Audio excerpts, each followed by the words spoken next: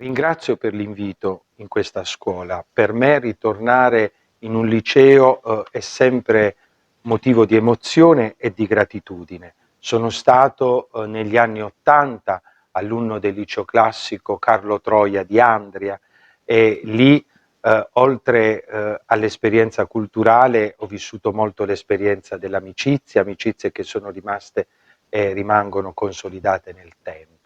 E poi in quella scuola dopo un po' di anni sono tornato come docente, per cui l'aspetto educativo lo ritengo una delle esperienze più importanti della mia vita. E ritornare in un liceo significa soprattutto portare questa testimonianza ai giovani perché credano nel grande valore della scuola.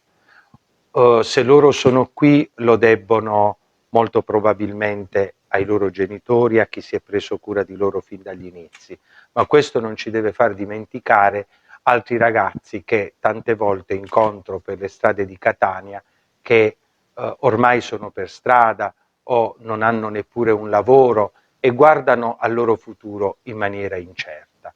Allora chi ha avuto di più deve pensare a chi ha di meno, a volte senza propria colpa.